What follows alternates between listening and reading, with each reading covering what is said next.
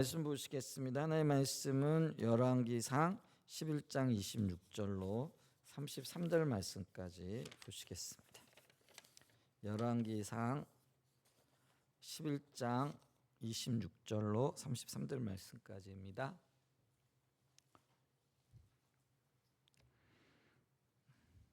교독하겠습니다. 솔로몬의 신하 느밧의 아들 여로보암이 또한 손을 들어 왕을 대적하였으니 그는 에브라임 족속인 스레다 사람이요 그의 어머니의 이름은 수루아이니 과부더라.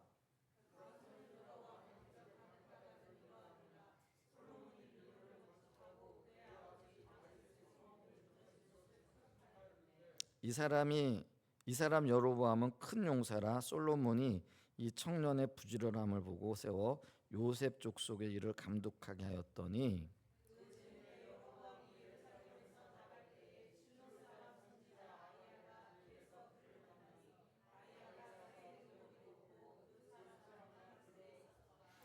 아이야가 자기가 입은 새 옷을 잡아 12조각으로 찢고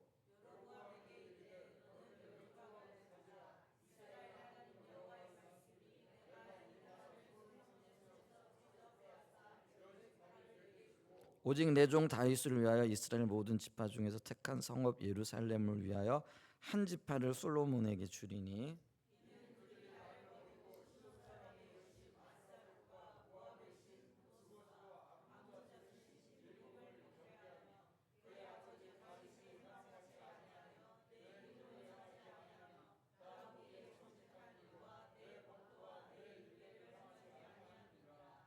아멘. 네, 우리 주일날 아침에 성경적인 세계관을 좀 살펴보고 있고요.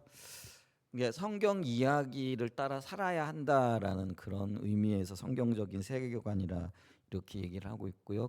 그러다 보니까 성경이 지금 어떤 이야기를 하고 있는가? 그러니까 성경을 볼 때도 자기 중심적으로 볼 수도 있고요. 또 하나님 관점으로 또 하나님의 마음으로 이렇게 볼 수도 있잖아요.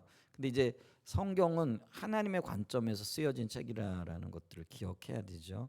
그렇기 때문에 하나님의 마음이 무엇인가, 또 하나님이 이 성경을 통해서 우리에게 무엇을 말씀하기를 원하시는가, 이걸 알아야 우리가 성경의 뜻을 따라서 혹은 성경의 이야기를 따라서 살 수 있다라는 거죠. 먼저 우리는 하나님께서 하나님의 백성들을 세우시고 하나님 나라를 세우신 것을 보죠. 그래서 특별히 출애굽기를 통해서 땅과 또 그 법과 국민을 세우시고 그 국민이 하나님의 법을 따라 살아가기를 원하셨죠. 이제 근데 그 우리가 사사기를 지나오게 되어지면서 그들이 자기 소견에 옳은 대로 살았더라. 근데 이거를 악으로 규정하고 계신 것을 이렇게 보죠. 이제 그러면서 자기 길을 따라 살아가는 사람들의 마음에 우리가 세상 사람들과 똑같은 혹은 세상 민족과 세상 나라와 같은 그런 삶을 살기를 원한다. 그러면서 그들이 이제 왕을 구하는 사건이 있게 되어지죠. 그게 이제 사무엘서에서 등장하는 이야기인데요. 그런데 하나님께서 왕을 구하는 그들에게 그 하나님의 뜻을 따라 살아가는 하나님 마음에 합한 한 왕을 세우시죠.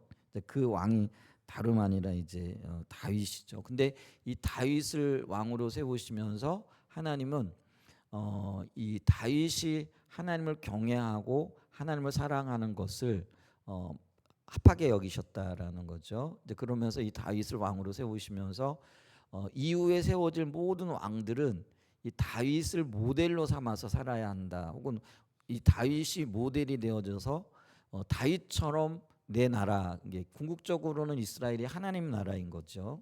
근데 이 내 나라, 내 백성들을 통치해야 된다라는 그 말씀을 사무엘 상하를 통해 가지고 보여주고 계신 거예요.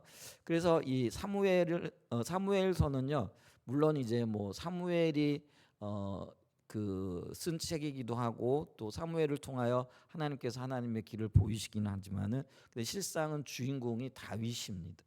그래서 다윗이 하나님 나라의 통치자 중에 모델로 제시되어지고 그 모델로서의 다윗을 보고 그 이후에 나오는 모든 왕들은 이렇게 하나님의 나라를 통치해야 된다라는 그런 의미죠. 그래서 오늘 우리가 이제 열왕기 상하를 살펴볼 텐데, 열왕기라는 거는 여러 왕들의 이야기입니다. 그러니까 다윗 왕 이후의 왕들의 이야기를 기록하고 있는 것이죠. 근데 아까도 말씀드렸지만은 이후의 모든 왕들은 다윗을 모델로 삼아서 하나님을 섬기고 백성들을 다스려야 되는데, 근데 이제 이 이후의 모든 왕들이 다윗의 길을 따르는 것이 아니라 누구의 길을 따르냐면은요, 세상 길인데 그걸 이제 뭐 여로보암의 길이라 이렇게 얘기를 하고요. 또 한 단계 더 나아가서 아합의 길이라 이렇게 얘기를 하게 되어지는 거죠. 근데 이 여로보암의 길과 아합의 길이 세상의 길이었고 또 하나님이 원치 않는 길이었던 것을 보죠. 그래서 하나님께서 선지자들을 보내십니다. 그러면서 경고를 하시는데 어떤 경고를 하시느냐면은 너희들이 계속 이 길로 가게 되어지면은 길은 딱 한 가지밖에 없다. 그게 뭐냐면 망하는 길이라. 이게 이제 하나님이 그들에게 제시하시는 길인 겁니다. 그래서 열왕기서를 한마디로 얘기하게 되어지면은 세상 길, 그러니까 여로보암의 길과 아합의 길로 갔던 왕들에게 하나님께서 선지자들을 보내셔서 경고하시는 거죠. 근데 경고하는 이유는 돌이키게 하시려고. 누구의 길로요? 다윗의 길로. 모델로 제시하신 그 다윗의 길로 돌이켜서 하나님의 일을 수행하는 그 왕으로 이렇게 세우시는 거죠. 근데 이 길로 돌이키지 아니하면은 망하게 될 거다.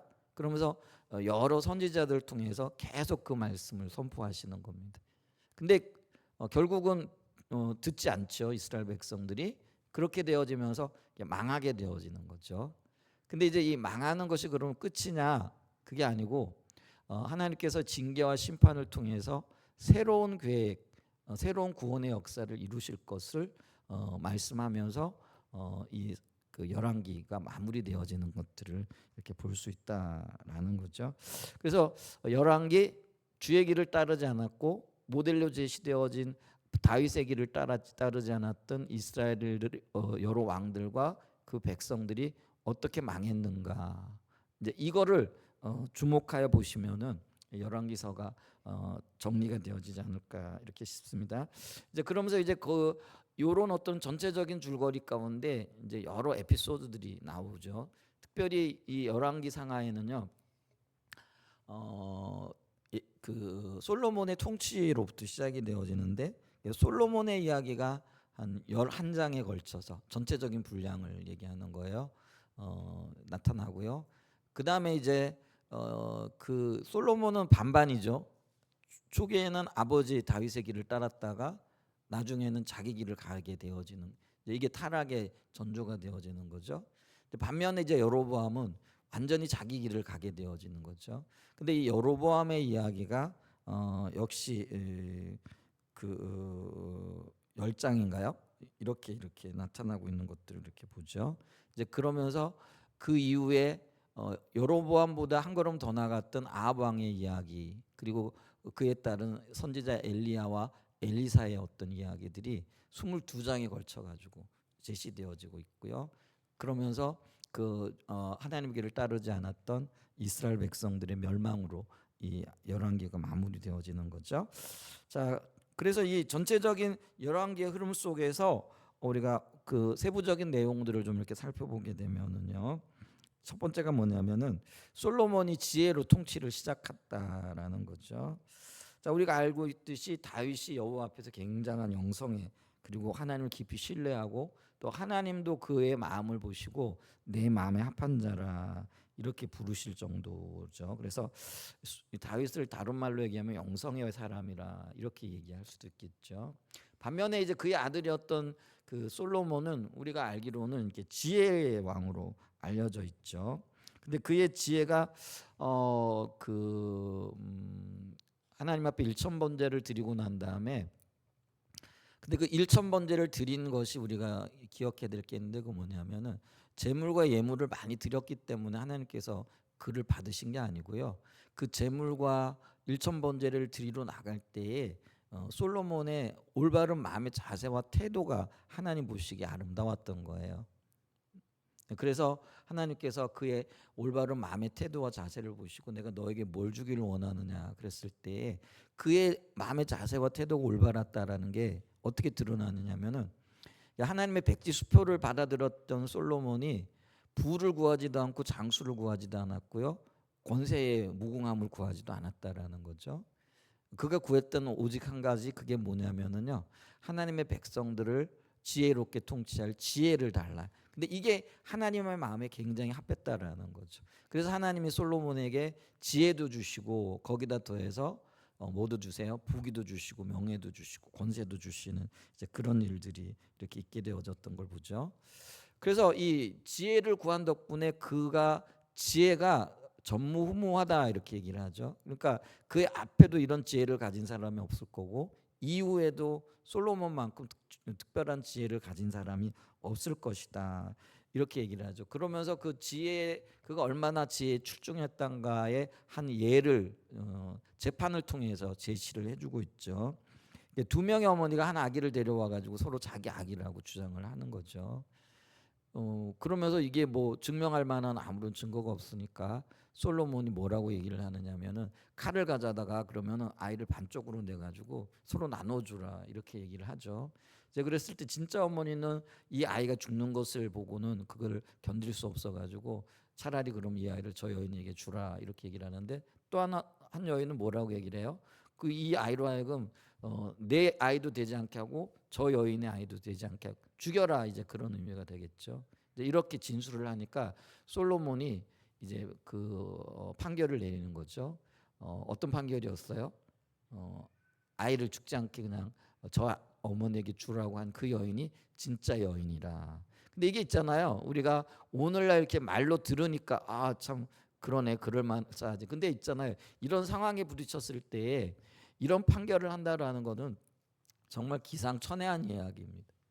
누구도 생각해낼 수 없는 엄청난 지혜가 솔로몬과 함께했던 것들을 이렇게 보죠. 이제 이러면서 일약 지혜의 왕으로 이스라엘의 통치자로 이렇게 등장하는데요. 이 솔로몬의 어떤 업적들을 보면은요, 이 아버지에 이어서 발전된 어떤 정부 구조라 그럴까요? 국가를 통치하는 어떤 기반들을 잘 정립을 했던 것을 볼 수 있고요. 그다음에 이제 그의 어떤 지혜가 드러나는 장면들이 이게 잠언서죠. 그래서 솔로몬이 3천 잠언을 썼더라 이렇게 얘기를 하는데요. 쉽게 얘기하면은 오늘날로 얘기하면 조금 더 쉽게 얘기하면은요, 굉장히 지혜로운 어떤 유행어를 만들어냈다 이런 의미일 수 있어요. 여러분 요즘에 예를 들면 개그맨들이라든지 아니면 탤런트들 요즘 뭐 영화도 굉장히 유행을 하는데 영화 중에 뭐 즉석 애드립 뭐 이런 거 얘기하더라고요. 그러니까 이제 대본에 따르지 아니하고 어떤 상황에 맞춰 가지고 배우가 어떤 이야기를 했는데 아 그게 빵 터졌더라 뭐 이래가지고 야 그거 굉장히 지혜롭더라. 그러면서 이제 그런 것들이 살아남잖아요. 또 어쩌면 그런 것들이 흥행 요소가 되어졌다 뭐 이런 얘기들도 하는 것 같더라고요. 그런데 한 배우가요 그런 애드립 지혜로운 이야기를 평생 동안 쏟아내면은 얼마나 쏟아낼까요? 지금 왕의 사람, 왕과 함께 사는 남자인가? 왕의 남자인가요? 그게 뭐 1,600만 명이 넘었다 그러더라고요. 그게 이제 대표적인 배우가 유해진 씨라면서요. 유해진 씨를 향하여 누가 내려오는데 저한테 그 얘기를 하더라고요. 가장 한국적인 배우로 평가되어지면서 세계적인 인기를 누리고 있다. 뭐 이런 얘기를 하더라고요. 저는 참고로 그 영화는 보지는 않았어요. 근데 유해진 씨가 굉장히 그분이 생긴 것하고는 달리 뭐 어떤 면에서는 연기도 잘하지만 말이 유려하다면서요. 그래가지고 뭐 적석 애드리비니 이런 거를 막 만들어내가지고 사람들이 굉장히 좋아한다 그런 얘기를 하더라고요. 근데 그런 지혜로운 사람이 이 시대에 만들어낼 수 있는 유행어가 도대체 몇 가지나 될까요? 어떤 말을 만들어냈는데 그 말이 얼마나 유용하고 사람들에게 이렇게 받아들여지는 거죠. 그럴 만하다, 그럴 듯해, 정말로 그런데 이렇게 인정되어질 수 있는 어떤 언어들이요 많지 않아요. 그래서 이 개그맨들이 유행어 가지고 먹고 산다 그러잖아요. 뭐 옛날에 제가 할 때는 그 심영래라는 개그맨이 있었어요. 근데 그분이 유행어나 이런 걸 굉장히 많이 만들어냈는데 이제 그런 것들로 인기를 가늠하고 부의 어떤 뭐 척도가 되어지는 이제 그런 거죠. 근데 삼천자문이라 이게 3,000개의 유행어를 만들어냈다라는 그런 의미에 사실 이건 엄청난 이야기라고 이렇게 얘기할 수 있고요. 이제 그러면서 또 그 잠언을 만들어낸 것뿐만이 아니라 또 이 그가 논했던 것들이요, 동물에 대해서도 논하고 이제 식물에 대해서도 논하고 또 우주에 대해서도 다양한 하나님의 창조 세계 전체를 논하고 있는 것들을 보게 되어져요. 이제 그게 얼마나 지혜로운가. 여기 성경에 보면은 시바에서 솔로몬의 지혜를 흠모하여 왔던 이야기를 보죠. 우리는 그걸 뭐 각색해 가지고 여러 가지 이야기를 붙이기는 하지만 뭐 그거는 성경에 나와 있지 않은 이야기지만 어쨌거나 먼 나라에서 솔로몬의 지혜를 보기 위하여 혹은 본받기 위하여 찾아왔던 유명한 일화들이 있을 정도로 그가 굉장히 지혜로웠다라는 거예요. 근데 우리가 기억해야 될 것이 있는데 솔로몬이 잠언을 통해 지혜를 얘기하면서도 지혜의 근본을 뭐라고 얘기를 하느냐면요, 여호와를 경외하는 거예요. 그 주님을 사랑하는 것, 여호와를 경외하는 것을 지혜의 근본이라 이렇게 얘기를 한다라는 거예요. 그러니까 지혜의 사람이었던 솔로몬이 그 지혜의 뿌리를 뭐로 보는 거예요? 하나님을 경외하고 하나님을 사랑하고 하나님과의 인격적인 관계 가운데 오는 하나님의 공급하심에 두었다라는 거죠. 그래서 우리가 이 점을 좀 이렇게 유의해서 볼 필요가 있다라는 거죠. 그래서 우리가 지혜로운 사람이 되어져야 할 텐데 어떤 사람이 지혜로운 사람일까? 근데 이 지혜라는 것이 공부를 많이 했다든지 아니면은 뭐 일반 상식이나 아니면 전공 분야에 있어서 어떤 뛰어난 업적을 이야기하는 게 아니라는 거죠. 하나님을 아는 것이 지혜고 그분을 경외하는 것이 지혜입니다. 그래서 우리가 하나님을 찾을 때 하나님이 지혜로 우리와 함께 하시는 걸 경험하게 될 거예요. 그래서 어떤 상황 속에서도 하나님이 원하시고 하나님이 기뻐하시는 편을 택해 나가면서 그에 따르는 하나님의 생명에 함께하고 부으시는 하나님의 은혜와 긍휼을 경험하게 될 거라는 거죠. 솔로몬이 지혜로웠다라는 것은 그랬다라는 거죠. 아까 솔로몬이 기브온 산당으로 가서 1,000번제를 하나님 앞에 드렸다 그랬잖아요. 근데 성경에 보면은요, 그 1,000번제 기브온 산당으로 나가는 그것을 하나님의 얼굴을 구하여 나갔다 이렇게 얘기를 한다라는 거예요. 그러니까 솔로몬은요, 하나님을 찾아 나갔던 사람이고 또 그것이 그의 지혜의 근본이 되어졌다라는 것을 알고 있는 사람이었다라는 것이죠. 그래서 지혜는요, 창조자이신 하나님과 구속자이신 하나님 여호와를 깊이 인식하는 데 있습니다. 저와 여러분들이 이렇게 주님을 바라보면서 지혜로운 하나님의 사람으로 세워지는 은혜가 있기를 예수님의 이름으로 간절히 축복하고 축원드립니다. 이런 지혜를 가지고 솔로몬이 통치를 시작했다라는 거예요. 이제 그러면서 두 번째, 솔로몬이 예루살렘 성전을 짓는 거죠. 솔로몬의 가장 큰 업적 중에 하나가 뭐냐면은요, 하나님의 성전을 건축한 것이었다라는 거죠. 근데 그 건축을 할 때 물론 아버지 다윗의 유산이 굉장히 큰 도움이 되었던 걸 보죠. 그러니까 대부분의 그 건축에 쓸 어떤 비용들이 아버지 다윗 때 준비가 되어졌어요. 나무도 준비되어지고 금도 준비되어지고 사람도 준비되어지고 이런 모든 영역에서 이 아버지 이 다윗의 후광을 이렇게 입었던 것들을 볼 수가 있죠. 근데 어쨌거나 이 솔로몬에 의해 가지고 예루살렘 성전이 건축이 되어졌는데요. 근데 건축을 할 때 이 성전 벽들에 그룹, 그러니까 천사들의 어떤 그 형상이 벽화죠. 그 다음에 종려나무 그리고 다양한 종류의 꽃들을 이렇게 그려 넣었어요. 그걸 그려 넣었던 건 뭐냐면 이 성전이 에덴 동산이라는 거예요. 그러니까 에덴 동산의 이미지를 드러내길 원했어요. 그럼 에덴 동산의 이미지가 드러난다라는 건 뭐냐면 에덴 동산이 어떤 곳이에요? 하나님의 사랑과 거닐었던 곳이거든요. 그러니까 주님의 임재가 있었던 곳이고 하나님의 생명으로 그 땅 가운데 함께 있기 때문에 모든 것들이 풍족했다라는 그런 의미죠. 그래서 이 성전을 솔로몬은요 하나님의 임재의 장소로, 하나님이 거할 곳으로, 에덴 동산의 이미지가 나타나도록 온갖 벽화들을 이렇게 그렸던 것들을 이렇게 볼 수가 있다라는 거죠. 그러면서 이 성전을 완공해 놓고 난 다음에요, 그 하나님의 임재의 상징인 언약궤죠, 법궤를 이 예루살렘 성전으로 옮겨 놓게 되어지는 것들을 이렇게 보죠. 자, 그 의미는요, 이제는 그 하나님의 임재가 모세에 의해서 완공되어진 회막과 그 안에 안치되어진 법궤가요. 근데 이스라엘 백성들이 이동을 하면서 옮겨 다니게 되잖아요. 근데 이제 예루살렘 성전을 짓고 이제 그 법궤를 예루살렘 성전에 안치함으로써 이제 이집트의 모든 속박에서 벗어난 이스라엘 자손들이 혹은 이스라엘 백성들이 영적인 순례가 끝났다라는 거죠. 안정으로 접어들었다라는 것들을 이렇게 보여주는 거죠. 그래서 이 그 이스라엘 자손의 가나안 땅을 그 찾아 나왔던 모든 여행이 마무리되었음을 알려주는 이제 그런 어떤 의미로서 이 예루살렘 성전의 법궤를 안치하게 되어지는 것들을 이렇게 보죠. 자, 그럴 때 우리가 기억하는 것이 예루살렘 성전 그 봉헌식을 올릴 때 하나님의 영광이 그 성전 안에 가득했다. 그러니까 하나님의 구름이, 그러니까 영광을 상징하고 임재를 상징하는 구름이 예루살렘 성전 안에 가득했다라는 거예요. 그래서 제사장들이 직무를, 그 업무를 수행하는 데 있어서 앞이 보이지 않을 정도로, 그러니까 이게 오늘 아침에도 아침 안개가 굉장히 많이 꼈더라고요. 여러분 아침 일찍 일어나신 분들은 이렇게 보셨을 거예요. 근데 이제 안개의 밀도가 이렇게 굉장히 높으면은요, 사실 그 우리가 어떤 때는요 1m 앞이 안 보여요. 제가 고등학교 다닐 때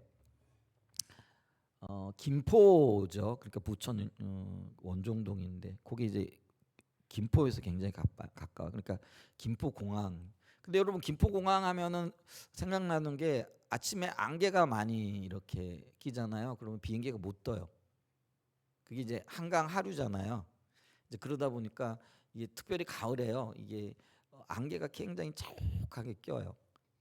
그러면 시야가 확보가 안 되기 때문에 비행기가 이착륙을 못할 정도로 굉장히 밀도가 높아요. 근데 제가 그걸 느꼈는데 아침에 학교 가려고 나오잖아요. 그게 이제 6시 반이나 고등학교 때니까 이쯤 되어져요. 그러면 진짜예요.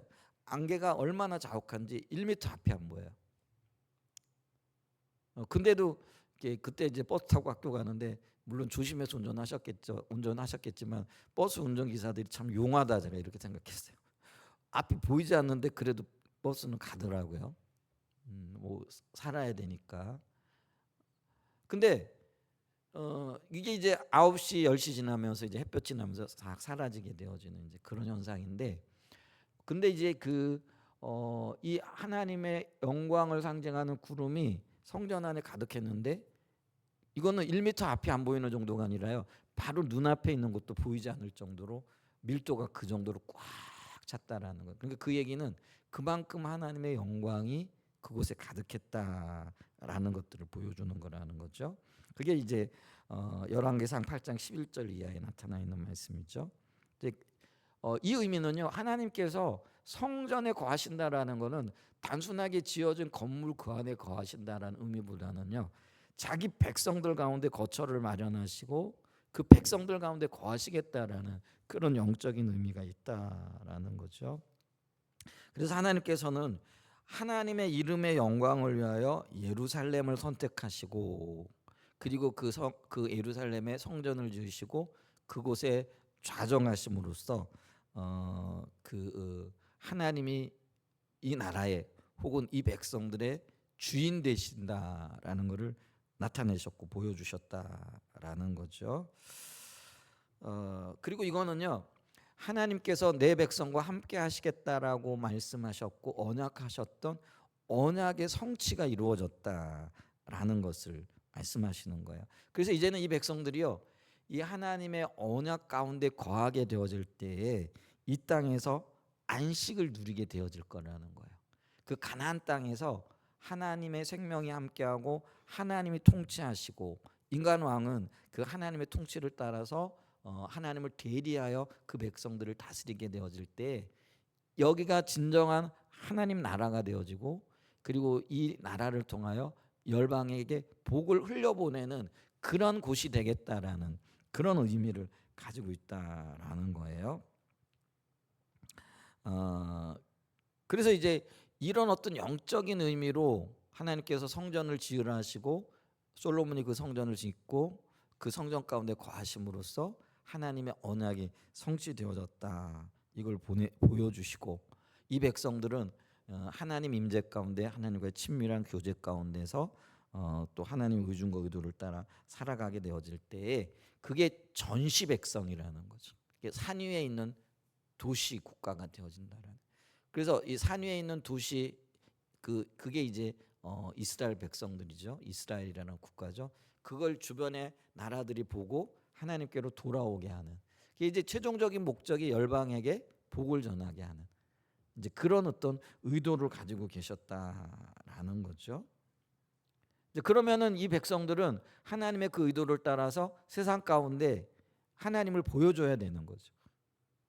하나님의 임재를 보여줘야 되는 거예요. 이곳이 에덴이라는 것과 이곳이 하나님이 통치하시고 다스리시고 그게 복이라는 것을 보여줘야 할 책임과 의무를 가지게 되어졌다라는 그런 의미가 되는 거죠.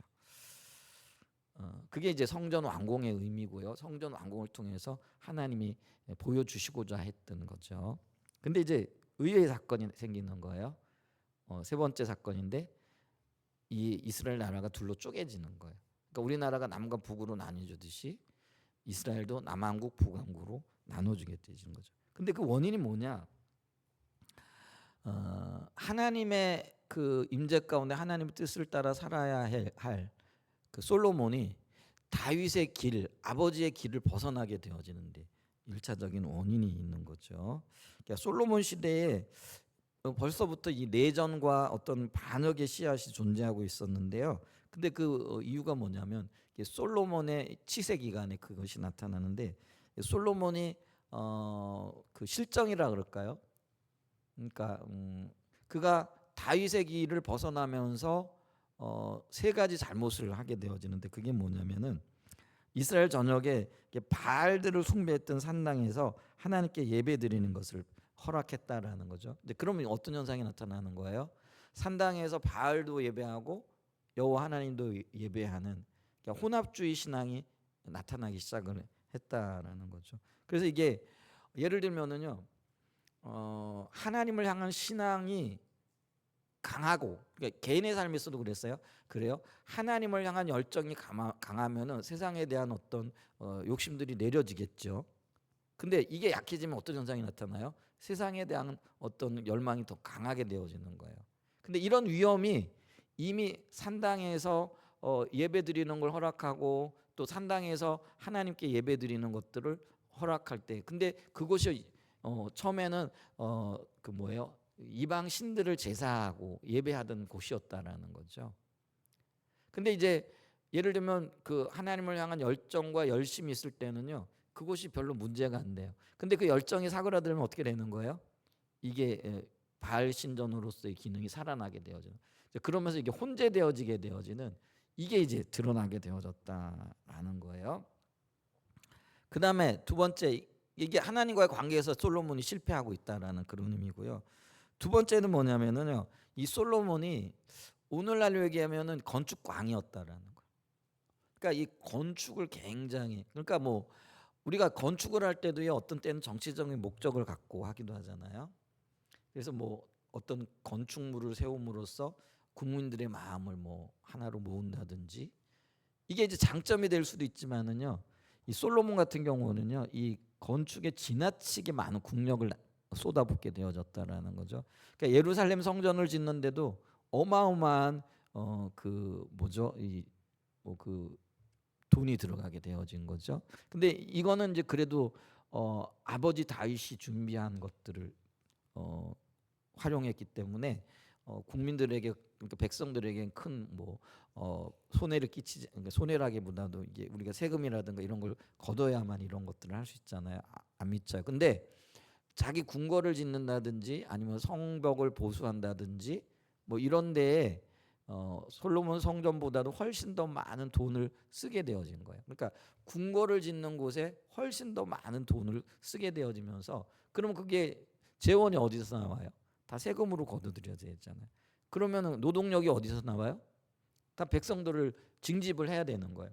그러니까 이게 도를 지나치게 되어지니까 이게 국민들에게는 굉장히 무거운 부담이 되어지는 거예요. 이게 오늘날도 우리가 뭐 집 보유세 걷는다든지 뭐 양도소득세 내라 그런다든지 뭐 이거를 뭐 얼마 올리든 이러면은 우리 안에 뭐가 나오는 거예요? 불평이 솟아나오잖아요. 이거 이 정권 안 되겠다 뭐 이런 얘기가 나오잖아요. 이런 어떤 불만들이 그 백성들 가운데 꾸준하게 지금 일어나고 있었다라는 거죠. 그 다음에 이제 세 번째가 뭐냐면은요, 이 솔로몬이 다윗의 길을 가지 않았어요. 그리고 하나님의 길을 가지 않아요. 하나님의 길이 뭐였냐면은 왕들은요 아내를 많이 두지 말라였어요. 왜냐하면 마음이 뺏길까봐. 근데 솔로몬은 우리가 알고 있듯이 그 1,000명의 아내들을 맞이하거든요. 근데 그게 이제 정략적인 어떤 영역도 있긴 하지만 하여간 수많은 여인들을 아내로 맞아들이는데 대부분이 이방 여인들이었다라는 거죠. 이게 정략 결혼이라는 게 주변에 있는 나라들의 공주들 뭐 또 힘 있는 어떤 사람들 이런 걸 통해 가지고요 하나님을 신뢰하기보다는 이런 인간관계 통해 또 혼인관계를 통해 가지고 나라를 이렇게 안정을 지키고자 하는 이제 그게 이미 솔로몬의 마음이 다윗의 길을 벗어났다라는 것을 방증하는 그러니까 드러내는 한 증거들이 되어진다라는 거죠. 자, 그래서 근데 이게 문제가 뭐냐면은요 이방 민족의 공주쯤 되는 사람들 혹은 귀족의 자녀들이 결혼을 하면서 그냥 오는 게 아니라는 거예요. 이제 자기들이 섬기던 신들을 가지고 오는 거예요. 그리고 그걸 가지고 와가지고요 궁궐에서도 이게 이제 어느 정도 지나게 되니까요 예루살렘 성전에서도 하나님을 섬기기도 하고 또 한편에서는 뭐예요? 자기 신들을 섬기기 하는 이제 이런 기이한 일들이 생겨나기 시작을 하더라는 거죠. 그러면서 백성들의 마음이 흩어지게 되어지는 이런 일들이 생겼어요. 그래서 이 그 예루살렘 성뿐만 아니라 이스라엘 백성들은요 우상 숭배에 그대로 노출이 되어지는 거죠. 왕이 그러고 있는데 일반 백성들이 안 따라가겠느냐라는 거죠. 여러분 제가요 교회에서 예를 들면은 돈 좋아하고 뭐 우상 숭배 뭐 하고 뭐 이러면은 그게 급속도로 영향력을 안 미치겠느냐라는 거죠.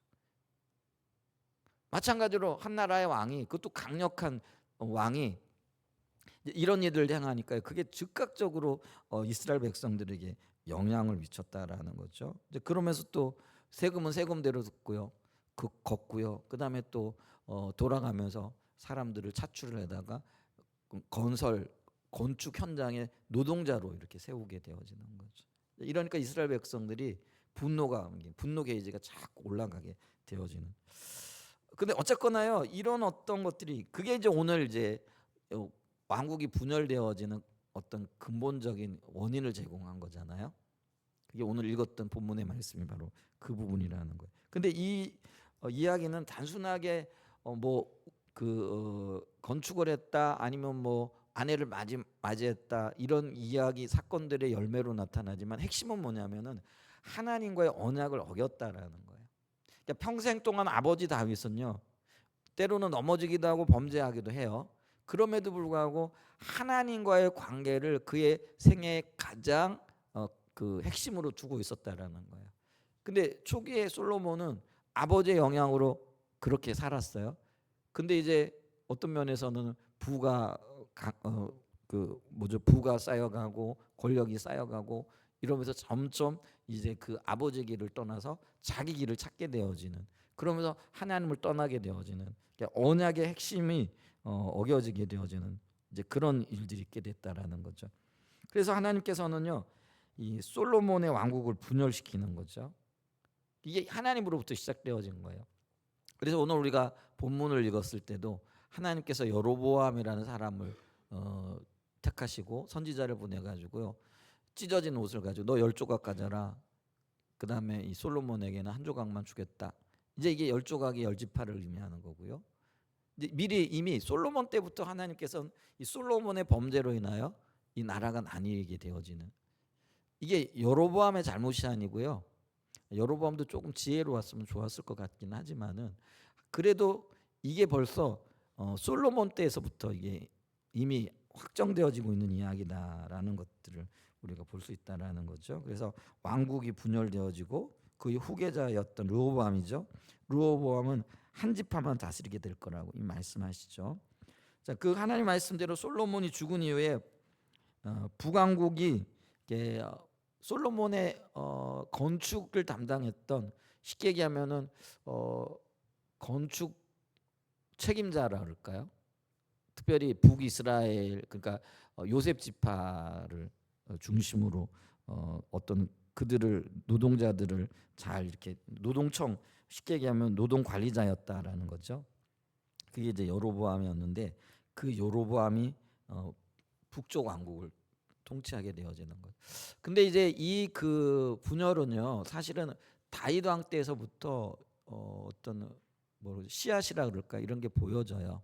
그러니까 우리나라에도 보면은 뿌리 깊은 어떤 지역색이 있잖아요. 근데 그런 것들이 언제부터 있느냐면, 예를 들면 삼국 시대부터 이렇게 있어 왔거든요. 그리고 조선 시대에도 그런 게 있었잖아요. 예를 들면은 조선 시대 같은 경우는 저 평안도 쪽 이쪽 사람들은 등용조차도 안 왔죠. 왜냐하면 그건 방골 기질이 있다 뭐 이래가지고. 그러니까 이제 지역에 따른 어떤 그런 뭐라 그럴까요? 이 그 색깔이 좀 다를 수밖에 없잖아요. 그래서 다윗 시대도요. 다윗 치정 말기에 이렇게 가게 되어지면은 다윗이 그 압살롬의 어떤 반역으로 인하여 고통을 겪고 있을 때에 세바라든지 이미 다윗의 어떤 그 통치를 거역하는 무리들이 있었어요. 근데 그게 북왕국, 그러니까 지역으로 보게 되어지면은 북쪽에 있었던 지파들 중심으로 그런 움직임들이 사실은 있었어요. 근데 이런 움직임들이 있는 거를 알았다라고 한다면은 솔로몬이나 르호보암이 이제 그런 어떤 것들을 통합하고 잘 감싸 안고 나가야 되는데 이제 그렇지 못했던 아쉬움은 있게 되어지는 거죠. 어쨌거나 이 솔로몬의 아들이었던 르호보암 때에 와가지고요, 이게 표면으로 드러나면서 그게 실질적으로 이루어지게 되어지는 거죠. 그래서 이 에브라임 지파를 중심으로 한 북쪽, 정확하게 우리와 같아요. 그러니까 예루살렘 위쪽에서 조금 이렇게 마치 38선 거지듯이 그 위쪽은 북이스라엘이라, 북왕국이라 이렇게 얘기를 하고요. 그다음에 이제 남쪽 유다, 그리고 베냐민 지파, 요 한 지파만 남아가지고요, 남유자로 이렇게 분리되어지는 것들을 이렇게 보죠. 근데 여기서 이제 비극이 나타나는데 뭐냐면은 북왕국을 통치하게 되어졌던 여로보암이요. 이제 나라는 아니고 정치적으로는 분리가 되어졌는데 이게 종교적으로는 이게 분리가 되어지지 않는 거예요. 왜냐하면은 예루살렘 성전을 지을 때 유다 사람만 헌신한 게 아니잖아요. 그러니까 북왕국 사람들도 그들의 최선을 다해 가지고 헌신하고 성전 짓는데 그들의 마음을 쏟았다라는 거죠. 왜냐하면 그들은 북왕국 사람들도 하나님을 향한 경외심은 있을 거 아니에요. 이제 그러다 보니까 정치적으로 이렇게 땅은 나눠주고, 쉽게 얘기하면은 휴전선은 그어졌는데, 예를 들면은 이제 예를 들면 6월절만 되면은요, 그들은 그걸 기억하는 거예요. 뭐요? 하나님이 예루살렘 성전으로 와가지고 네 얼굴을 보이고 예배해라. 이게 이제 그 하나님의 명령이 남아 있는 거잖아요. 그러니까 이게 북왕국 사람들이 이게 절기 때만 되면은 뭐 어떻게 하는 거예요? 안절부절 못 하고기도 하고, 또 열정 있는 사람은 뭐예요? 예루살렘 성전으로 막 내려가는 거예요. 이제 그걸 근데 여로보암이 봤을 때는 이게 정치적인 어떤 그 불안함으로 느끼는 거. 아, 저러다가 사람들이 영적인 어떤 경험을 하고 영적인 은혜를 누리면은 유다로 돌아갈 거다. 나를 반역할 거다. 이제 이런 두려움이 생기게 되어지는 거죠. 그래서 그런 어떤 종교적인 열정을 막기 위해 가지고 이 여로보암이 어떤 일을 하느냐면은요, 북쪽 단과 또 이 남쪽 세겜 쪽에 성전을 따로 짓고요, 단을 만들고요, 그리고 거기다가 하나님을 상징하는 형상을 만들고요. 이게 하나님이니까 이곳에서 예배해라. 이렇게 얘기를 하는 거예요. 그러니까 이 정치적인 분리뿐만 아니라 종교적인 분리, 영적인 분리를 이 여로보암 왕이 계획하고 획책하는 거예요. 이거를 성경에서는 여로보암의 길이라 이렇게 얘기를 해요. 그리고 그 이후로 북왕국의 모든 왕들이 이 여로보암의 길을 따라 가지고 종교적인 분리, 영적인 분리를 이렇게 하는 거예요. 이제 그러면서 거기에 이게 바로 어떤 의미에서 보게 되어지면은 출애굽 당시에 32장에 보면은 그들이 금송아지 만들어 놓고 이게 여호와라 그러면서 하나님이라 절하게 하는 그게 이제 우상 숭배가 되어지는 거죠. 그래서 이 길이 여로보암의 길이 우상 숭배의 길이고 하나님을 떠나게 되어지는 길이고 혼합주의의 길이었다라는 거죠. 근데 이후로 북왕국 모든 왕들이 이 길을 따르게 되어진다는 거예요. 그럼 남왕국은 여기서부터 자유로운가? 아니라는 거예요. 하나님을 경외하는 사람들, 예를 들면 히스기야 왕이라든지 요시야 같은 경우는요, 하나님만을 찾아요. 그런데 나중에 어떤 일들이 일어나요? 북왕국과 남왕국이 사돈 관계가 되어지는 거죠. 그러니까 그 대표적인 사람은 아합 왕이고요. 우리가 여호사밧이 굉장히 귀한 하나님의 사람이었음에도 불구하고요, 이거를 정리를 못해요. 그래가지고 아합과 사돈 관계를 맺으면서 영향을 받게 되어지고요. 그 영향을 받으면서 유다의 왕들도 여로보암의 길을 따르게 되어지는 일부가 그렇게 되어지는 일들이 나타나는 거예요. 그래서 하나님은요, 이 여로보암의 길을 따르는 것, 이게 물론 왕국 분열이라는 어떤 현상 속에서 나타나는 결과이지만은 이게 악한 길이라는 거예요. 이게 하나님의 길을 벗어난 길이라는 거죠. 그래서 이 비슷한 절기들을 만들고 하나님의 형상을 만들어 놓고 쉽게 얘기하면 이게 유사 종교예요. 오늘날로 얘기하면 거짓 신앙이라는 거죠. 그러니까 하나님을 경외하는 것 같은데 하나님의 백성들이니까 우리는 하나님을 예배한다라고 하면서 하나님의 길이 아니고 하나님의 방법이 아닌 것들을 만들어 놓고 그곳에서 예배하게 하고 그곳에서 종교적인 행위를 하는데 그게 이제 우상 숭배여 혼합주의로 나타나게 되어진다라는. 근데 그게 아까 얘기했듯이 아합 시대에 이세벨이라는 여인을 통해 가지고 바알 숭배가 국가 종교로까지. 그래서 왕궁에서 선호하고 왕궁에서 제일 순위로 내세운 게 바알 숭배였다라는 거죠. 그래서 일반 국민들도 일반 백성들도요 그 영향을 받게 되어집니다. 이제 그러면서 이제 네 번째로 우리가 볼 수 있는 게 뭐냐면 엘리야와 엘리사의 등장이 여기서 일어나는 거예요. 그러니까 우리가 열왕기는요, 그러니까 그 백성들이 그 솔로몬의 통치로부터 시작해서 망하는 시기잖아요. 수백 년의 시간이에요. 그렇기 때문에 이것과 관련되어져 있는 성경들이 예를 들면은 예언서가 17권 있는데 12권이 이 시기에 이렇게 관련되어진 인물들이에요. 그 대표적인 인물이 엘리야와 엘리사였다라는 거죠. 그래서 이 엘리야와 엘리사 그러면 우리가 가장 먼저 생각나는 게 뭐예요? 아합 왕과 갈멜산에서의 영적인 대결이잖아요. 근데 이게 이런 배경에서 이런 것들이 일어나는 거라는 거죠. 자, 이제 왕국이 분열을 되면서 이제 선지자들과 예언자들이 성경 이야기에서 굉장히 중요한 역할들을 하기 시작한다라는 거죠. 근데 이들의 등장은요, 그 백성들이 하나님을 떠나게 되면서 등장한다라는 거죠. 선지자들은 하나님의 입이잖아요. 그러니까 선지자들을 통해서 하나님의 마음이 전달되어지는데 예를 들면 잘하고 있으면은 다윗의 시대 때 물론 선지자들도 있었지만은요. 다윗이 그 마음이 하나님을 향하여 하나님 그분을 섬기고 하나님과 동행하기를 기뻐하고 즐거워했다 그러면은 굳이 이 선지자들이 입이 거칠어질 이유가 없다라는 거죠. 오히려 어떻게 해요? 격려하고 위로하고 따뜻하게 그들을 이끌었을 거라는 거죠. 근데 이제 하나님을 떠나게 되어지니까 이제 그때부터 엘리야와 엘리사가 등장하는데 엘리야와 엘리사의 주된 예언의 내용이 뭐예요? 굉장히 강력하거든요. 그 예를 들면은 만약에 돌이키지 않으면 이 땅에 비가 내리지 않고 그 때문에 굉장히 고통을 겪을 거다. 뭐 내 말 있기 전에는 비를 내리지 않겠다. 뭐 이러면서 어떤 굉장히 왕권에 도전하고 그 백성들을 괴롭게 하는 이야기들이 나오는 거예요. 이게 일종의 징계와 심판인 거죠. 근데 이런 하나님의 징계와 심판을 들었을 때에 그 백성들이 돌이키게 되어지면 이 징계의 수위가 굉장히 낮을 수밖에 없겠죠.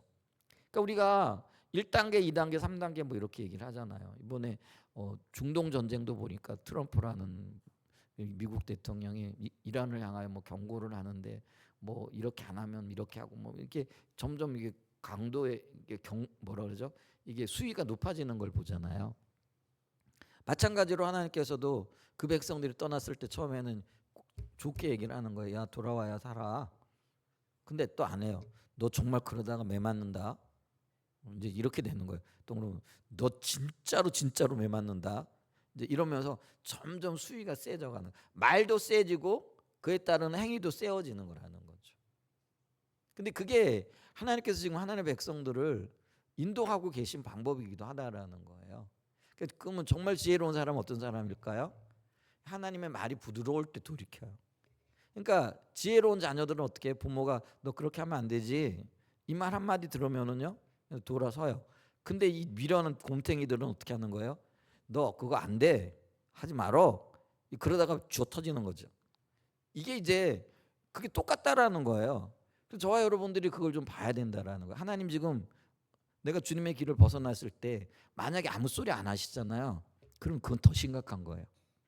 이게 말씀하시는 게 복이에요. 그게 이제 성경에 보면은 하나님이 징계하시고 경고하시는 그 소리가 우리가 하나님의 자녀라는 그런 의미거든요. 그러니까 하나님의 자녀가 아니면은요 그런 걸 언급할 필요가 없어요. 너 잘못했어, 돌아와야 돼. 이런 얘기를 할 필요가 없다라는 거예요. 잘못해도 그냥 내버려 두시는 거예요. 그러다가 영혼이 망하는 거예요. 근데 하나님의 자녀이기 때문에 하나님께서는 저와 여러분들에게 경고하시는 거예요. 돌이키라고 말씀하시는 거예요. 근데 그게 주변의 사람들을 통해서 환경들을 통해서 여러 길과 방법들을 통해서 우리에게 말씀하고 계시다라는 거죠. 근데 지혜로운 사람은 어떻다고요? 그게 수위가 낮을 때 빨리 돌이켜야 돼요. 근데 돌이키지 않으면 이게 점점 수위가 높아질 수 있다라는 것들을 이야기를 해야 된다라는 거죠. 어쨌거나 하나님의 백성들이 하나님을 떠나니까 하나님께서 선지자들을 보내기 시작하시는데 그 선지자들의 대표격이 엘리야였다라는 거죠. 근데 그 엘리야가 선포했던 메시아가 뭐냐면은요 죄에서 돌이키라는 거예요. 빨리 돌이키라라는 거죠. 그래서 그게 다른 말로 얘기하면은 소명의 자리로 너 전시 백성으로 세움 받지 않았냐. 오늘날 교회가 그렇잖아요. 교회가 산 위에 있는 도시로서 전시 백성으로 그러니까 이스라엘 백성들과 똑같은 역할을 부여했다라는 거예요. 그러면 전시 백성으로서 빛과 소금의 삶을 통하여 하나님의 영광과 하나님 나라를 드러내는 삶을 살아야 된다라는 거예요. 그 알렌 크라이더라는 분이 회심의 본질이라든지 초대교회를 집중적으로 연구하면서 그분이 쓰고 있는 내용 중에 초대교회의 전도는 어떤 방식으로 이루어졌느냐라는 거예요. 근데 초대교회는요 복음을 전하라. 그러니까 우리처럼 오늘날 예수 믿으세요 이렇게 전해라는 요구사항이 없다라는 거예요. 왜냐하면 그렇게 했다가는요 초대교회는 어때요? 지금 숨어서 예배드리고 자기가 예수 믿는 게 드러나게 되어지면은 자기뿐만 아니라 공동체 자체가 괴멸되어지는 거예요. 그러니까 있잖아요 절대로 입 밖으로 예수 믿으세요 이런 얘기를 안 했다라는 거예요. 그리고 그런 요구도 안 했다라는 거예요. 그런데 놀랍게도요 초대교회는 성장했다라는 거예요. 그러면은 이게 어떤 일이냐? 그들은요 입으로는 전도를 안 했어요. 근데 그들은 뭘로 전도를 했다라는 거예요? 삶으로 전도했다라는 거예요. 그래서 있잖아요. 정말 누가 때리면은요 맞았고요. 누가 자기 것을 빼앗아가면은요 축복하는 마음으로 나눠줬고요. 누가 전염병에 걸려가지고 세상 사람들은 다 그를 버리고 도망가 버리는데요. 자기들은 가가지고 자기가 죽을 걸 알면서도 그 전염병자들을 데려다가 씻기고 치유하고 먹이고 재우고 이걸 했다라는 거예요. 그게 빛의 삶이고 그게 산 위에 있는 동네 전시 백성으로서의 삶이었다라는 거예요. 이제 그런 걸 통해 가지고요 교회가 말로는 복음을 안 전했는데 오늘날처럼 입으로는 복음을 안 전했는데 예수 믿으라고 말도 안 했는데 폭발적으로 교회가 성장케 되어졌다라는 거죠. 이제 그러면서 오늘날 우리가 돌아가야 할 삶이 어디냐라는 거예요. 그게 초대교회의 삶이라는 거예요. 우리 이 시대요 말로 복음 전해봐야 오히려 비웃으면 사거든요. 그럼 교회가 어떻게 해야 돼요? 초대교회 성도들이 살았던 그 삶을 살아야 돼요. 매를 맞으면서도 축복하고, 자기 것을 잃으면서도 다른 사람들을 도와주고, 생명의 위협을 겪으면서도 그거를 당연한 걸로 여기고. 근데 이게 가능하냐라는 거예요. 오늘날에도 그게 가능하냐라는 거예요. 가능해야 되고 그렇게 해야 된다라고 요구하고 있는 게 그게 주님의 길이라는 거예요. 멀게 느껴지죠. 근데 그렇게 해야 돼요. 근데 그렇게 할 수 있는 유일한 방법이 뭐냐면은요, 주님과의 관계 가운데 성령님의 인도를 받아야 돼요. 그러니까 은혜를 입어야 된다라는 거예요. 은혜를 입으려고 하니까 우리가 하나님 앞에 울어야 할 수밖에 없잖아요. 이 시대에 저와 여러분들이 많이 울어야 돼요. 그래 주님의 길이 보이고요. 그리고 주님의 살았던 삶이 보이고요. 우리가 살아가야 할 삶이 어떤 삶인가 이게 보인다라는 거예요. 여러분, 우리는 지금 정말 세상적인 삶의 최첨단을 걷고 있잖아요. 모든 세상 사람들이 나를 위해 존재해야 되고, 주변의 모든 것들이 나를 위해 존재해야 되고, 그러니까 내 중심으로 돌아가야 되는 거잖아요. 오늘 우리 속에 이게 뿌리 깊은 세상이 들어와 있죠. 그렇지 않습니까? 왜 불편해요? 우리가 왜 가족들 간에도 왜 불편해요? 왜 동료들하고 왜 불편해요? 주변에 있는 사람들하고 왜 불편해요? 내 뜻대로 안 된다라는 거 아니에요? 내 마음대로 안 해준다라는 거 아니에요? 내가 원하는 대로 안 해준다라는 거 아니에요? 근데 그게 세상인 거예요. 그 세상 앞에 우리가 우리의 태도와 자세를 바꿔야 된다라는 거예요. 여러분, 세상이 나를 위해 존재하는 게 아니라요, 내가 세상을 위해 존재해야 돼요. 그리고 섬겨야 돼요. 그게 십자가의 방식이고요, 섬김의 삶의 방식이라는 거죠. 여러분, 가족들 간에도요, 아내가 나를 위해 줄 거라, 위해 줘야 된다 생각하지 마시고요, 내가 남편을 위해야 되고 아내를 위해야 된다. 여러분, 그렇게 세상이 나를 위해야 된다, 세상이 내 중심으로 돌아가야 된다, 이거를 깨트려야 됩니다. 아멘. 그래야 남편이 감동을 하고요, 아내가 감동을 하고, 자녀들이 감동하고요, 직장 동료들이 감동하고요. 그게 초대교회 성도들이 살았던 삶이라는 거예요. 근데 이 길로 돌아오라는 거예요.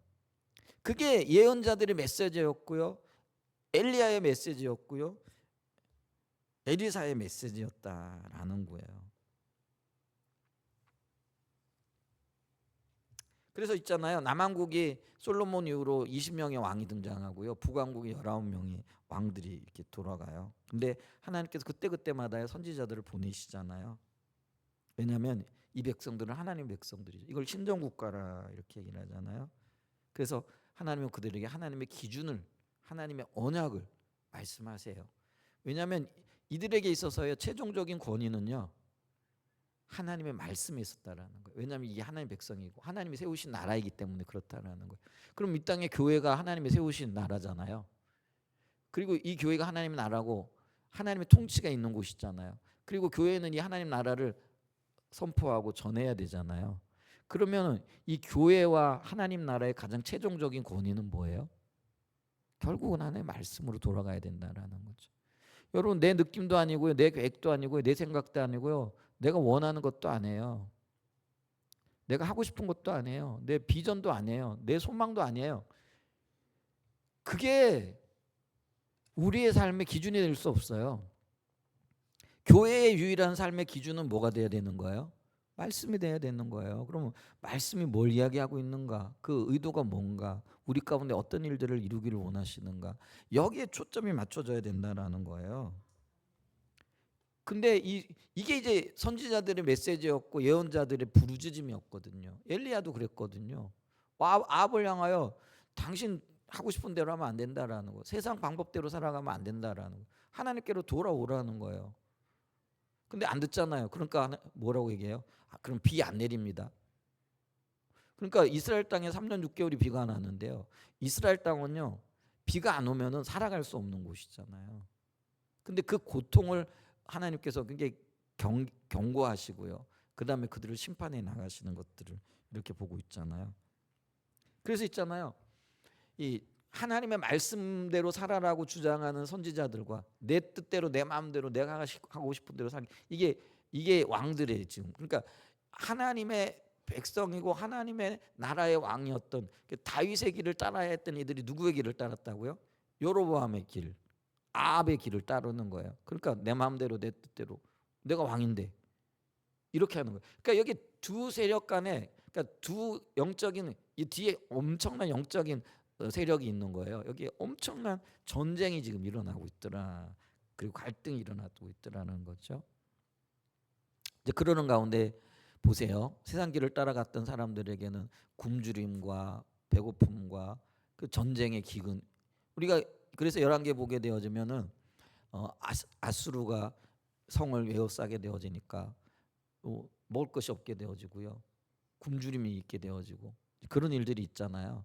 그게 세상 길을 따라가게 되어질 때 임하는 징계와 심판이었다라는. 근데 반면에 엘리야를 통해서 어떤 일들이 일어나요? 가뭄이 해결되어지고 굶주림이 해결되어지고 물이 부어지고 이게 불임이 해결되어지고 여러 가지 문제들이 해결되어지는 거죠. 그러니까 하나님만의 해결이 있다라는 걸 보여주는 거예요. 그러니까 이 두 세력 간에 엄청난 영적인 전투가 일어나잖아요. 근데 이 근저에 뭐가 있느냐면은요. 바알 신앙과 여호와 신앙에 첨예한 대립이 있게 되어지고요. 그게 폭발한 게 어디에서 일어나요? 갈멜산에서 850대 1의 영적인 전투에서 그 일이 폭발하게 되어지고요.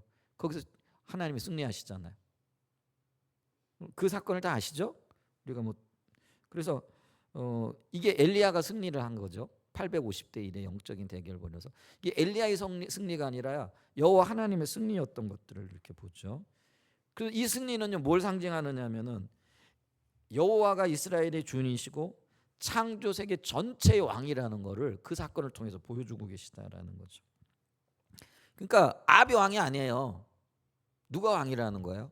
하나님이 왕이라는 거예요. 그러니까 오늘날 이 시대도요 우리가 우리의 삶에 내가 왕인 것 같고요. 정치적인 지도자가 왕인 것 같지만은 실질적인 왕은 누구라는 거예요? 하나님이시라는 거예요. 우리가 이걸 봐야 돼요. 그리고 이 두 세계 가운데 흐르고 있는 첨예한 영적인 대결이 있어요. 근데 나는 지금 어디에 서 있느냐라는 거예요. 이 영적인 두 세력 가운데 내가 지금 어디에 위치해 있느냐라는 거예요. 엘리야처럼 오직 하나님만을 여호와 하나님만을 섬기고 바라보고 그 가운데 서 있는지 아니면은 대부분의 사람들이 지금 어디에 서 있는 거예요? 아합의 뒤에 줄 서 있는 거라는 거예요. 아방을 위시해요. 근데 그 아방이 줄 섰다라는 게 그게 바로요. 영적인 의미에 보게 되어지면은요. 세상 왕국이고 그 뒤에 사단이 있다라는 거예요. 근데 대부분의 사람들이 그 뒤에 줄 서 있다라는 거죠. 우리 여기서요. 결단해야 돼요. 그래서 엘리야가 이렇게 얘기를 하잖아요. 너희가 어느 때까지 머뭇머뭇거리게 했느냐 이렇게 얘기를 하잖아요. 그 백성들을 향하여. 그러니까 하나님이 참 신의 신이시고 하나님만이 생명인 것을 알고 여호와를 택하여 나올 것이냐 아니면은 뭐예요? 여전히 그 바알의 아래에서 거짓된 신 앞에서 생명도 그리고 진정한 어떤 안식도 없는 그곳에 거할 것이냐 택하라는 거예요. 근데 이게요 성경 전체에서 흐르고 있는 외침이고요. 그리고 어떤 면에서는 선포되어지는 메시지라는 거예요. 예를 들면 여호수아도 그 얘기를 하잖아요. 고별 설교에서 그 얘기를 하잖아요. 나와 내 집안은 누구를 택하겠다라는 거죠. 오직 여호와만을 택하겠다라는 거예요. 그럼 너희는 누구를 택할 것이냐? 이게 성경 전체에 흐르고 있는 메시지가 이거예요. 그리고 오늘날에도 지금 그 메시지가 제대로 선포되어지고 있다라고 한다면은요. 이 메시지라는 거예요. 거짓 신앙 가운데 있을 겁니까? 아니면은 참된 신앙을 택하여 나올 것입니까? 지금 이거라는 거예요. 참된 복음 가운데 설 거는 바울도 마찬가지잖아요. 바울은 다른 복음이라 이렇게 얘기를 해요. 거짓 복음을. 십자가 복음에 설 것인가? 다른 복음에 설 것인가? 이걸 택하라는 거예요. 왜냐하면 하나님께서 우리에게 자유의지를 주셨으니까. 우리가 택하여 서야 된다라는 거. 근데 어디에 생명이 있는가? 이걸 볼 수 있어야 된다라는 거죠. 그러니까 엘리야의 사역이 그거였다라는 거예요. 그리고 엘리야의 뒤를 이었던 엘리사의 사역도 바로 그런 맥락이래. 그러니까 열왕기를 우리가 이런 관점에서 봐야 된다라는 거예요. 다윗의 길을 따를 것인가? 여로보암의 길을 따를 것인가? 아합의 길을 따를 것인가? 엘리야가 제시하는 길을 따를 것인가? 근데 우리가 이 중립지대는 없는데 많은 사람들이 중립지대에 서려고 얘기를 하는 거예요. 그러니까 기웃기웃하면서 눈치를 보고 있는 거죠. 그러니까 엘리야가 어느 때까지 머뭇거릴 거냐 이렇게 지금 직접적으로 이야기를 하고 있다라는 거죠. 근데 있잖아요.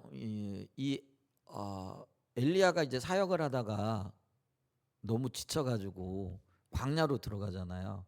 그 로드림 나무 아래 앉아가지고 하나님 앞에 질문하는 이야기가 있잖아요. 근데 그 질문의 내용이 뭐냐면 표현은 다르지만 이거예요. 하나님, 내가 너무 지쳤는데 나는 주님의 길을 따르려고 이렇게 애를 쓰는데 나는 너무 지쳤고 힘이 없습니다. 근데 이제 악한 왕 아합을 보니까 여전히 기세가 등등하고 여전히 잘 되고 있는 것 같고 여전히 권력이 있고 여전히 있는데 도대체 아합은 언제 망합니까? 그냥 내버려 두실 겁니까? 이제 이 얘기거든요. 이 질문을 하게 되잖아요. 근데 하나님이 세미한 음성으로 말씀하시잖아요. 망할 거라는 거예요. 근데 그 망할 때가 하나님의 때라는 거죠. 그러니까 여러분 이걸 우리가 들어야 돼요. 우리가 세상이 강해 보이고 세상이 형통한 것처럼 보이지만은요. 그들은요 이미 운명이 결정되어 있어요. 망할 거예요. 근데 그게 우리의 시점과는 다른 거예요. 근데 하나님이 그 세미한 음성 가운데 오셔서 엘리야를 위로하시면서 뭐라고 말씀하세요? 세 가지 사역을 맡기잖아요. 그 얘기는 뭐냐면요. 너 언제 망할 거냐고 나한테 호소하지만은 그건 내 때에 망하게 할 거야. 근데 너는 네 일을 네 시대에 해야 돼. 그러면 세 가지 일을 맡기잖아요. 그 첫 번째 일이 뭐예요? 아람 왕 베나닷을 폐위하고 그 하사엘이라는 사람에게 기름 부어 가지고 아람 왕을 세우라는 거예요. 그다음에 또 하나는 뭐예요? 이스라엘 아합 왕의 그 위를 폐하고 예후를 세워 가지고 아합 왕을 심판하게 하라는 거죠. 그래 가지고 선지자를 보내 가지고 전쟁터에 있는 에호에게 기름을 붓잖아요. 그래 가지고 이스라엘 왕이 되어지잖아요. 그다음에 또 하나는 뭐예요? 이 영적인 이 흐름을 계속 잇기 위하여 너의 후계자를 세워라. 그게 누구예요? 엘리사가 되어지는 거예요. 그러니까 하나님의 때에 아합을 멸망시킬 거예요. 근데 이 선지자 입장에서는 이게 너무 힘든 거예요. 악한 건 보여지는데 이 악한 세력이 오히려 흥황된 것처럼 보여지는 거죠. 오늘날도 그렇잖아요.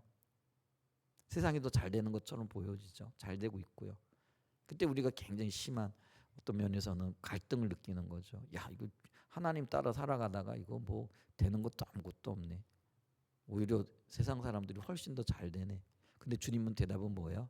내가 반드시 멸망시킬 거야. 그런데 너는 그런 거 개의하지 말고 뭐라는 거예요? 네 일 열심히 해. 이겁니다. 네게 주어진 일 열심히 해. 아멘. 우리가 해야 될 일이 이거예요. 주님이 우리에게 어떤 일을 맡기셨든지 간에 하나님 하실 일은 하나님 앞에 맡겨드리고 내 할 일 성실하게 감당해 나갈 수 있는 그런 은혜가 있기를 축복합니다. 아멘. 자, 그러면서 이제 어떤 이제 열왕기에서 이제 이 하나님의 징계가 임하게 되어지죠. 그래서 멸망과 포로로 잡혀가는 북왕국과 남왕국의 이야기가 기록이 되어져 있잖아요. 그래서 북왕국은요 먼저 그 이런 일을 겪어요. 그래서 북왕국 이스라엘은요 마지막 왕이 호세아 통치 기간인데요. 아시리아에 의해서 북왕국이 침략을 당하게 되어지고요. 3년 동안 예루살렘 사마리아죠. 그 북왕국 수도는 사마리아인데 포위를 당하다가 우리가 722년 혹은 721년이라 얘기하는 분들도 있는데요. 나라가 망하게 되죠. 그게 이제 열왕기하 17장에 기록이 되어져 있고요. 근데 그들이 멸망했던 원인이 뭐라고요? 여로보암의 길과 아합의 길로 갔기 때문에 다시 말씀드리면 언약을 파괴하고 불순종했기 때문에 그렇다라는 거죠. 그때 우리가 엘리야, 엘리사, 아모스, 요나, 호세아 이런 선지자들이 북이스라엘을 중심으로 활동했던 선지자들이라는 거예요. 그래서 그들을 통해서 경고하시고 돌이킬 것들을 말씀하시고 우상 숭배에서 떠날 것들을 했지만 경고했지만 그들이 그 죄에서 떠나지 아니하죠. 그래서 망합니다. 근데 아시리아가 망하게 되어지는데 우리가 기억해야 될 것은 아시리아가 강대국인 건 맞아요. 그런데 그들이 군사적인 힘이 강해서 이스라엘을 정복한 게 아니고 그 나라가 망한 게 아니었다라는 거예요. 그러면 그들이 망한 이유가 뭐예요? 그들이 하나님 앞에 반역했기 때문에 우상 숭배를 하나님께서는 그 백성들의 반역을 더 이상 참으실 수가 없어서 심판하셨다라는 거죠. 이게 굉장히 중요한 겁니다. 여러분 있잖아요. 세상이 강해서 혹은 우리가 약해서 우리가 어려움을 겪는 게 아니라는 거예요. 그럼 뭐 때문에 어려움을 겪고 뭐 때문에 우리가 힘드냐면은요. 우리가 하나님을 떠났기 때문에 그래요.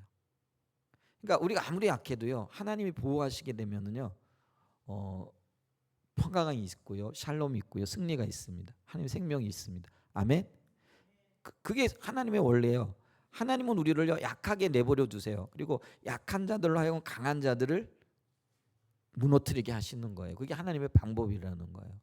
그래서 우리의 약함 때문에 우리가 망하는 게 아니고요. 우리의 약함 때문에 어려움을 겪는 게 아니고요. 우리의 약함 때문에 고통스러운 게 아니라는 거예요. 우리가 하나님을 떠나 있기 때문에 그렇다라는 것을 인식할 수 있는 은혜가 있기를 축복합니다. 근데 북왕국만 그랬냐? 아니요. 남왕국도 그랬어요. 물론 남왕국은 북왕국보다는 조금 나아요. 그래도 하나님을 경외하려고 하는 사람들이 중간중간에 나타나거든요. 대표적인 사람이 히스기야라든지 아니면 그 위에 나타났던 요시야 왕 같은 사람들이죠. 그들은 부단히 그 백성들을 하나님께 돌이키기를 원해. 그래서 그들을 개혁 왕이라 이렇게 얘기를 하잖아요. 근데 그 개혁이 성공을 못해요. 돌이킬 수가 없어요. 그래서 이 남왕국에도요 대표적인 악한 왕이 나타나잖아요. 대표적인 사람이 누구예요? 므낫세 같은 사람이잖아요. 이 므낫세의 치세 기간 동안에요 남왕국 유다가 돌이킬래야 돌이킬 수 없는 상태로까지 가게 되어지는 그런 일들이 있었다라는 거죠. 그래서 이 므낫세는요 우상 숭배와 혼합주의를 장려했고요. 하나님을 섬기는 자리에서 철저히 떠나 있었다라는 거예요. 이때 활동했던 선지자들이 오바댜, 요엘, 아모스, 미가, 이사야, 스바냐, 하박국, 예레미야, 나훔 이런 분들이에요. 우리가 아까 요 시기에 12명의 선지자들이 활동했는데 그게 이제 12 소선지서들이라고 얘기하고요. 또 물론 대선지서 소선지서는요. 그 책의 분량에 따라 언급을 하는 거예요. 그러니까 이사야 같은 경우는 66장이나 되잖아요. 예레미야도 54장이나 되고요. 분량이 굉장히 많죠. 근데 뭐 예를 들면은 오바댜 같은 경우는 어떤 경우는 한 장만 있는 것들도 있죠. 그래서 대선지서, 소선지서 이렇게 나누기도 하는데 12명의 선지자들이 요 시기에 활동했던 선지자들이에요. 물론 말라기 같은 경우는요. 포로 시기에 활동했던 선지자이기도 하지만 이게 다 지금 열왕기하고 그래서 이 열왕기가요. 이스라엘 역사의 핵심적인 부분을 다루고 있다라는 거죠. 이걸 이해하게 되어지면은요. 이스라엘 역사가 어렴풋하게만 하지만은 들어오게 되어진다라는 것들을 우리가 알 수 있죠. 어쨌거나 계속 여로보암의 길로 아합의 길로 가니까 하나님이 선지자들 보내 가지고 돌이켜야 돼. 안 돌이키면 망해. 정말로 망한다. 진짜로 망한다. 이랬는데도 안 돌이키잖아요.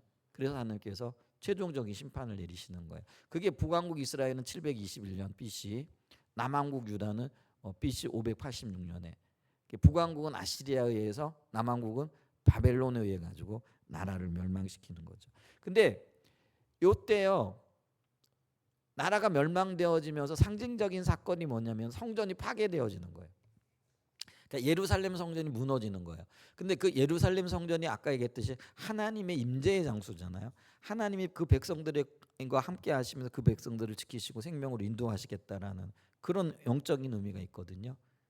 근데 이제 그 백성들이 하나님을 떠나게 되니까 성전이 사실 의미가 없는 거예요. 그러니까 하나님이 성전을 허시면서 이제는 더 이상 내가 너희들 가운데 거하면서 너희들을 지키지 않고 보호하지 않겠다. 이런 거를 나타내는 거예요. 그래서 여러분 성경을 보다 보면은요. 예루살렘 성전의 파괴와 함께 열왕기가 끝을 맺게 되어져요. 근데 이제 그게 끝이냐? 그게 아니라는 거예요. 하나님의 의도는요. 이 최종적인 심판인 것처럼 보여지는 그래서 나라가 빼앗기고 국민들이 뿔뿔이 흩어지는 이 사건들을 보면서 그래도 하나님 이게 끝이 아니고 새로운 시작이라는 것을 말씀하고 계시다라는 거죠. 왜냐하면 하나님의 언약은요. 우리는 어겼지만 하나님은 그 언약을 영원히 지키신 분이라는 거예요. 이제 그러면서 그들이 포로 생활을 하는 가운데 그 언약을 기억하게 되어지고요. 돌아오게 되어지는 그런 일들이 있잖아요. 그래서 하나님의 영광이 떠났어요. 근데 그 영광이 다시 돌아오게 되어지면서 그들이 바벨론에서 다시 돌아오게 되어지는 그 얘기는 뭐냐면은 하나님께서 이미 그들이 멸망되기 전에 내가 새 일을 이루겠다 이 얘기를 하시잖아요. 그래서 그 사람의 어떤 그 건물로 지어진 그 성전은 무너지지만은 영원히 무너지지 않을 새 성전을 세우시겠다라는 거죠. 그게 예레미야 31장에 나타나는 새 언약의 약속인 거예요. 그리고 그게 오순절 마가의 다락방에서 성령으로 하나님께서 우리 가운데 오심으로써 성취되어지는 거예요. 그러니까 지금 시대는 뭐예요? 보여지는 성전, 그러니까 보여지는 건물의 시대가 아니라요. 주님과 동행하는 사람의 시대라는 거예요. 그래서 성령 시대라는 거예요. 그래서 저와 여러분들이요, 성령과 동행하는 삶을 살아야 돼요. 건물이 중요한 게 아니고요. 이제 그런 의미에서 하나님께서 결코 끝이 아니고 새로운 언약과 새로운 역사를 이룰 것이다. 이게 이제 열왕기 마지막에 주어지는 메시지라는 거죠. 이제 그러면서 그럼 이 일을 행하시고 있는 하나님의 마음이 편안했느냐? 그렇지 않죠. 여러분 자식들이 잘못해가지고 부모들이 자녀들을 징계하면서 그게 마음이 편하겠어요? 맞는 자식 입장에서 보면은 아빠가 화가 나가지고 나를 때린다 이렇게 생각하겠지만 때리는 아빠의 마음이나 엄마의 마음은 뭐 꼭 그것만은 아니죠, 그죠? 자녀들은 근데 그걸 잘 이해를 못하잖아요. 근데 그 마음이 하나님의 마음이었다라는 거예요. 그래서 하나님이 자기 백성들을 자기 땅에서 쫓아내신 게 아니고요. 구약 성경에 보게 되어지면은 그 백성들을 향하신 하나님의 안타까운 마음들이 그대로 나타나고 있다라는 거죠.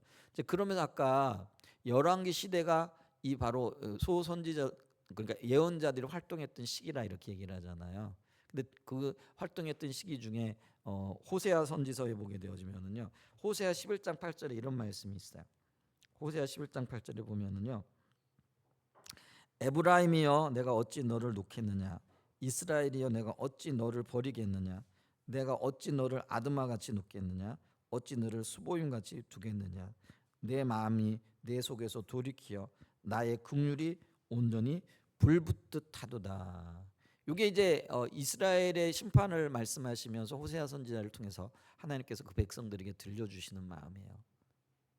내가 너희들을 징계하고 심판하는 게 이게 내 마음의 본심이 아니라는 거예요. 여기 보게 되어지면 예를 들면 아드마라든지 수보임이라든지 이런 도시는 이게 이제 망했던 도시들의 대표적인 도시들을 상징하는데요. 근데 내가 너희들을 놓지 않겠다 이렇게 얘기를 하시면서 내가 돌이키면서 나의 긍휼이 온전히 불붙듯하라. 내 마음의 심령에 불을 놓은 것처럼 다시 일어나 내가 너희들을 이끌겠다. 다시 회복시키겠다 하는 이제 그런 의미가 되어진다라는 거죠. 그리고 이 말씀에는요. 자기 백성들을 심판하실 수밖에 없는 아버지의 마음이 굉장히 아프게 묻어 있는 얘기죠. 그래서 구약의 우리가 성경을 보면 하나님께서 구약의 선지자들 한두 명만 보낸 게 아니거든요. 수없이 보내시거든요. 근데 보내시는 이유가 뭐라고요? 돌이키라는 거죠. 그게 하나님의 아픈 마음이 묻어 있는 거죠. 근데 돌이키지 않잖아요. 그럼에도 불구하고 하나님이 눈물의 노력을 하시는 거죠. 그래서 우리가 이 하나님의 마음을 이해하는 것이 굉장히 중요해요. 오늘날에도 우리가 그 하나님의 징계, 심판 또 어떤 면에서는 근데 그 징계와 심판을 한편으로는요 훈련의 관점에서도 볼 수가 있어야 되겠고요. 또 이게 그렇게 느껴지지 않는 것처럼 보여지는 징계와 훈련이 그게 보면 이게 훈련이라 생각하겠어요. 하나님 나를 미워하시는가 이렇게 생각을 하잖아요. 근데 그때라도 우리는 뭘 기억해야 되느냐면은요. 하나님의 마음이 하나님의 본심이 뭐냐라는 거죠. 우리를 멸망으로 인도하시고 다시 일어설 수 없는 그런 상황으로 인도하시는 게 하나님의 마음이냐? 그게 아니에요. 그러니까 그게 이제 열왕기를 통해서 보여주는 거라는 거죠. 그래서 열왕기는요 마지막에 한 그 뭐죠?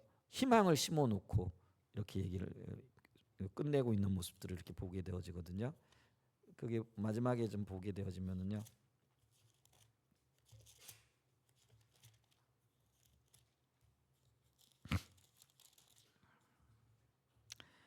자 보세요. 열왕기 마지막에 25장 27절을 보게 되어지면은 이렇게 얘기하잖아요. 유다의 왕 여호야긴이 사로잡혀간 지 37년 곧 바벨론의 왕 에윌 무로닥이 즉위한 원년 12월 그달 27일에 유다의 왕 여호야긴을 옥에 내놓아 그 머리를 들게 하고 그에게 좋게 말하고 그의 지위를 바빌론에 그와 함께 있는 모든 왕의 지위보다 높이고 그 죄수의 의복을 벗게 하고 그의 일평생에 항상 왕의 앞에서 양식을 먹게 하였고 그가 쓸 것은 날마다 왕에게서 받는 양이 있어서 종신토록 끊이지 않. 그러니까 죄악의 심판으로 인하여 심판에 의해서 포로로 잡혀갔던 왕이 신원되어지는 거예요. 그러니까 회복을 얘기를 하고 있어요. 그러니까 징계와 심판을 얘기할 때 맨 마지막에는 희망의 어떤 씨앗을 심어놓고 이 11개가 끝난다라는 거예요. 이게 하나님의 마음이라는 거죠. 자, 정리합니다. 우리가 성경의 의도를 알아야, 하나님께 뭘 말씀하시는 걸 알아야 어떻게 살아야 되는 게 보이잖아요. 그럼 11개를 통해서 하나님이 뭘 말씀하고 계시냐? 예, 다윗의 길을 따라 살아라는 거죠. 다윗은 어떤 사람이냐? 하나님과의 언약의 사람이었다라는 거죠. 근데 그 이후에 세워졌던 왕들이 모델로 세워진 다윗의 길을 따른 게 아니라 자기 길을 따라가는 거예요. 그게 여로보암이고 아합의 길이었다라는 거죠. 그래서 하나님이 징계하시고 심판할 수밖에 없어요.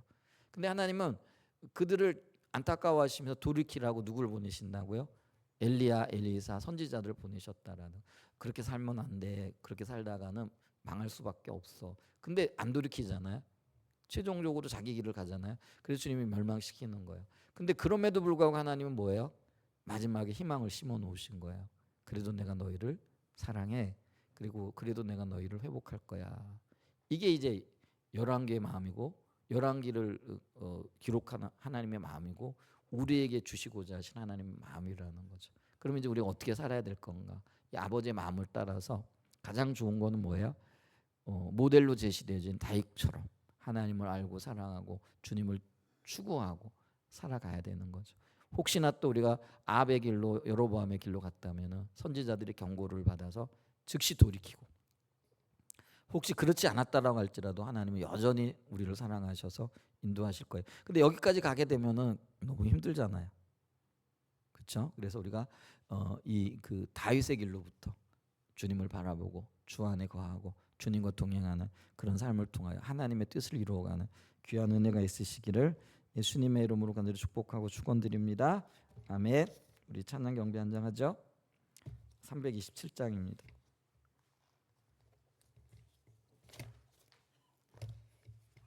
327장.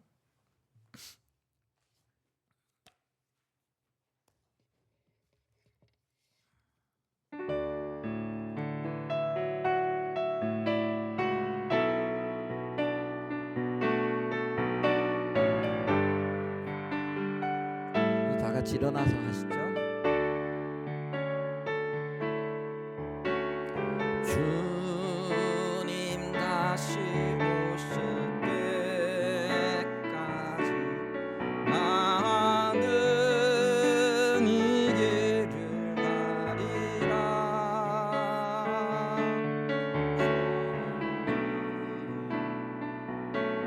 좋은 길